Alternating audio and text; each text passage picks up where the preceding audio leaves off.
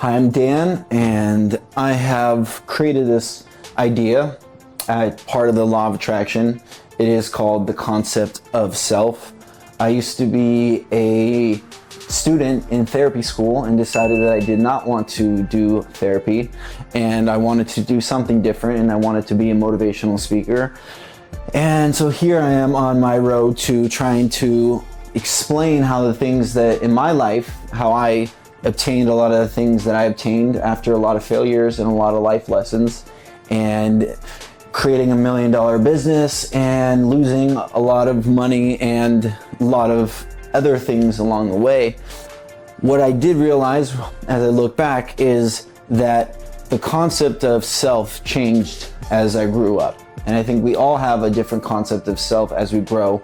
We have this concept because of who our parents told us, or what society has told us, or what we have told ourselves through programming or whatever, conditioning.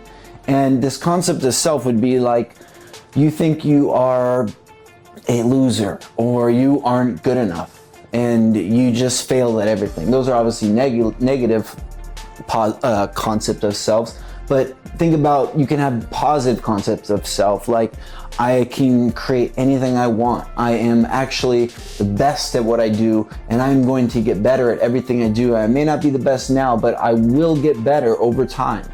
And these concepts of selves can change. Obviously, they're going to change a lot with our emotional states. And so our emotional states are just basically energy that's in a different vibration. So if you're in sadness, you're in a energy state with different vibration that's happiness. And so if you're poor, you're broke, you're in a different vibration than if you are rich. And a rich guy could have a vibration of having a lot of money, but he can also be sad. So there's a bunch of different vibrations, and the concept of self is a way to create this idea of yourself that you want to be. And so you want to, let's say you want to be a person that is a millionaire, and he has a nice house, he has multiple homes, whatever, or you get to work only 2 hours a day and live the life of your dreams, whatever that is. And that's the concept of yourself. But you have to have an idea of what that person does. Does he wake up? What time does he wake up? Does he work on a computer? Does he work at a coffee shop? Does he have a girlfriend? Is he married? Does she have a boyfriend? Is she married? So this concept of self, we have to create this idea of what we want to be. And people think that they are, whoever they are ingrained in that person. Like, I am this person and I only do these things and this is it. Like, by age 30, we are already, our concept of ourself is already constructed, and we cannot change that. And I find that very frustrating, because it's not true. We've seen a lot of people change, and when people say, oh, you can't, people don't change. Yeah, they can. It's just that most people don't want to, because it's very hard and very uncomfortable to change. And they don't understand how to change, because they're trying to change the outer world when they got to change the inner world first. They have to change. This concept of self is inner work. This is on the inside. So you are visualizing a better you, a better world, where your family is living in a better house, you're living in a better environment, you have better friendships, you are happy in this state. And so when I just woke up from my meditation, I was visualizing where I want to be in 5 years, and I would feel that emotional state that I would be at. And the emotional state, it's not just having things like a car and a house. We see people with that and they are very unhappy. That has nothing to do with it. It's whatever makes you happy.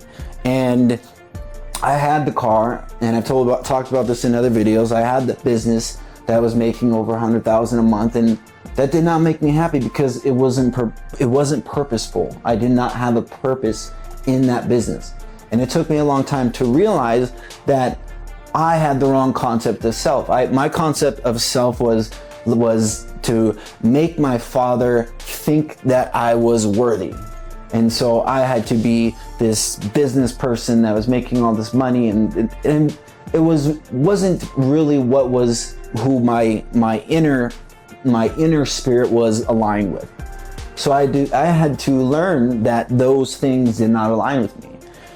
And so when we create this concept of self, we're creating this idea of us, and we're doing that through our emotional states.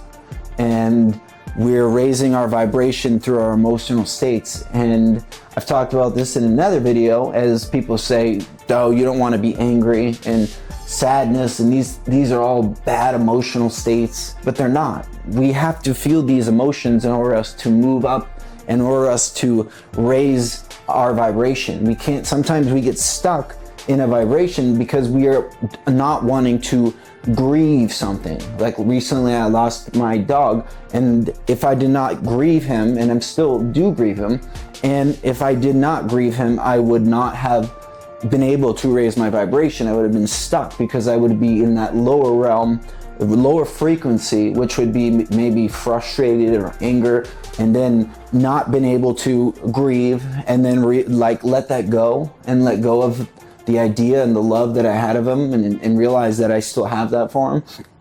And so a lot of times we get stuck in these emotional states. We don't raise our vibration, and then we can't create the better concept of self.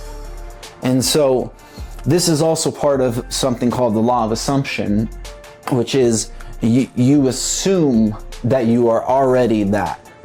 So you assume it. It's kind of like when they say fake it till you make it. I really hate when they say fake it till you make it, because you're not faking anything. You already are that.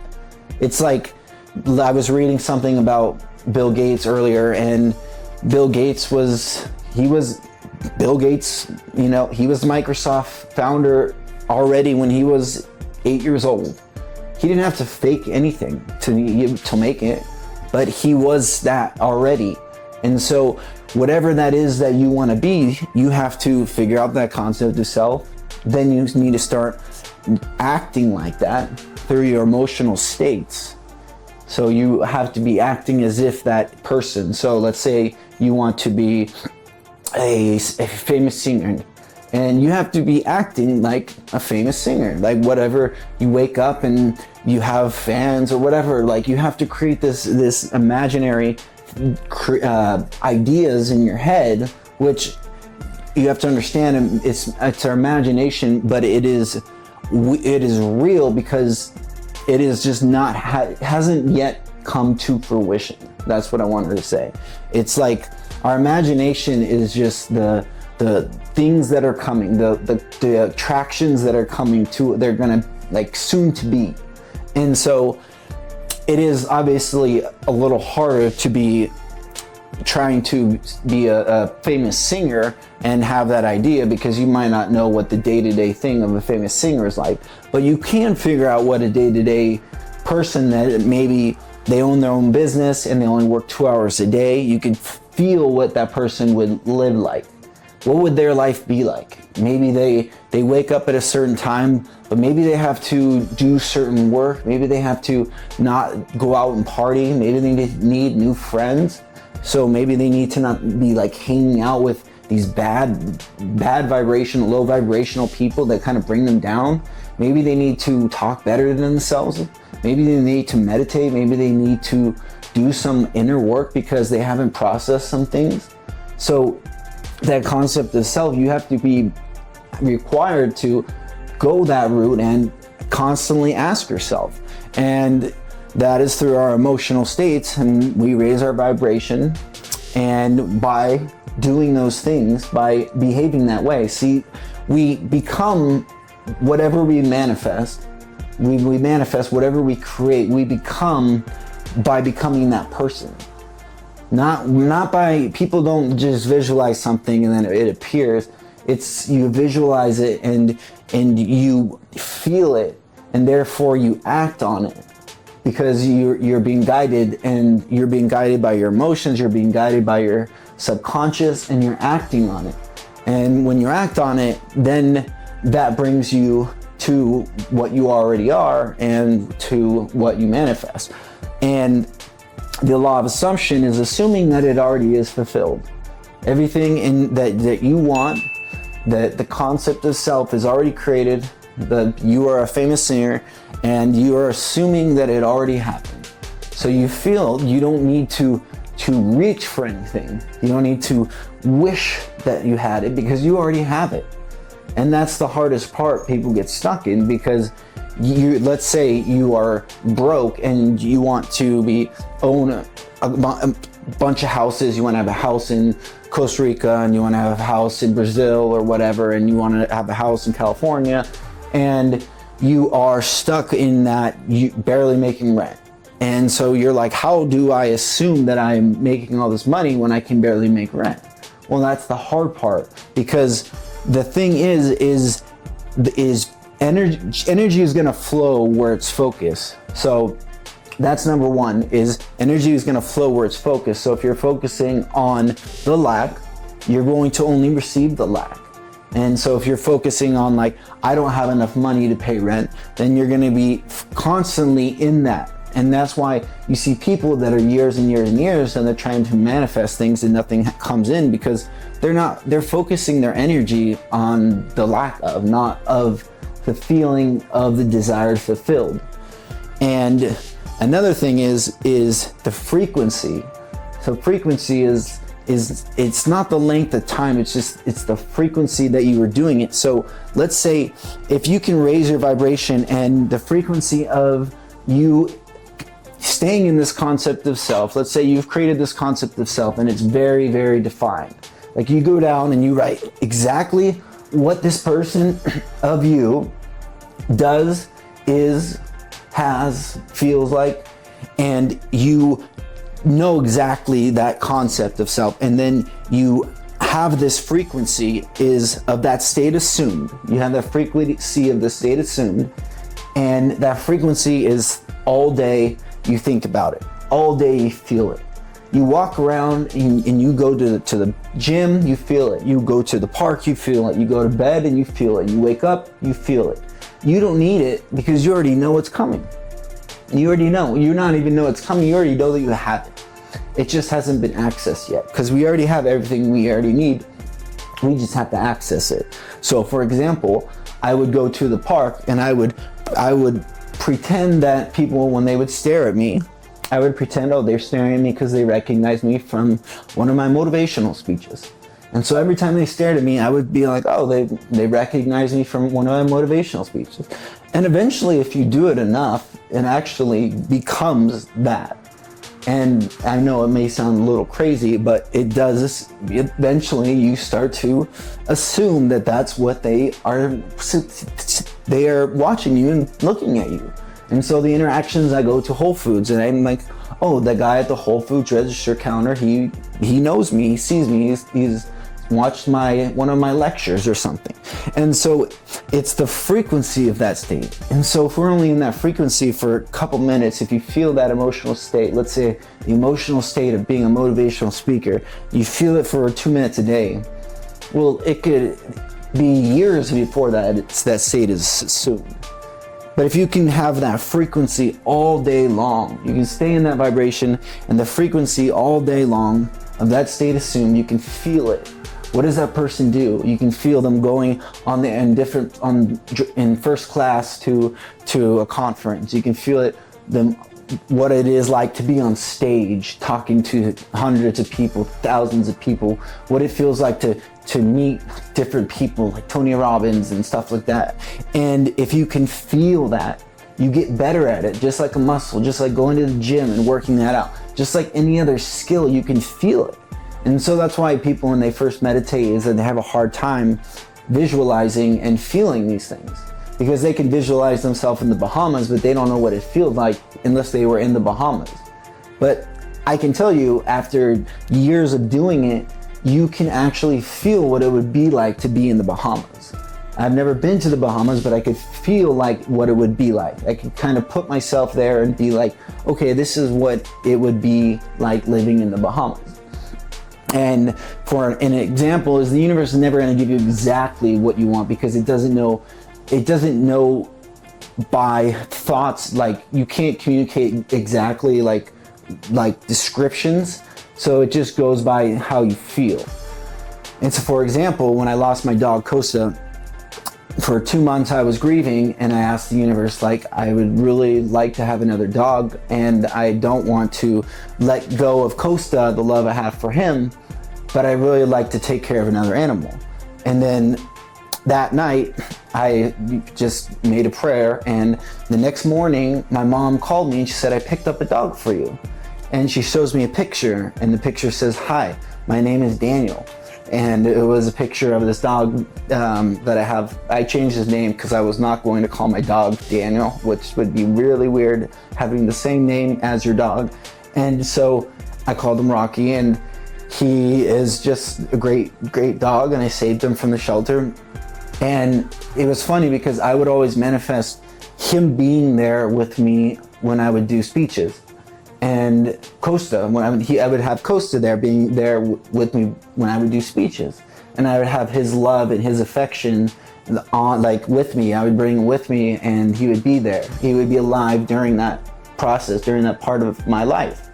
And so the funny thing is, when he passed away, I was like, I don't understand, because everything else in the universe that I have manifested worked, but Costa's not here. And then I realized then the whole thing and I never told my mom, and she picked this dog up, and then this dog, he's really affectionate, just reminds me a lot of my other dog. And I realized the universe gave me exactly what I'd been manifesting. It just couldn't give me Costa, but it gave me another dog that gave me the same love and affection. So it was that you have to understand that it's like you are creating these things in your life, and without maybe you even being aware. And that's why it's like you have to be careful on where you're focusing your energy at, because you can create a lot of different things in your life, and some of them unwanted. That's why we get into experiences that are unwanted, and we are like, I didn't want this. Well, you were feeling that, and you were desiring it in a way. You were desiring it because you were focusing on it. You were focusing on the lack. Or if you, let's say, you go on a date, and every date you go on, it ends bad, and so you say, well, all men are this way, or all women are this way. Well, you're telling the universe that all women are this way and all men are this way. So you know what's going to happen? The next day you're going to go on, it's going to be the same, and so on and so on and so on. If you said, you know what, that was just one day, the next one's going to be good.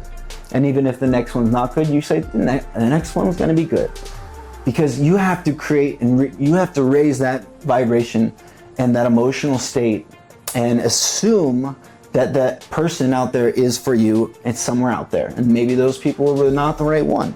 But if you keep saying, well, all women are bad or all men are bad, then you are already creating the idea that there's no way that you are going to find a person in your life if that's the mentality, if that's the focus that you have.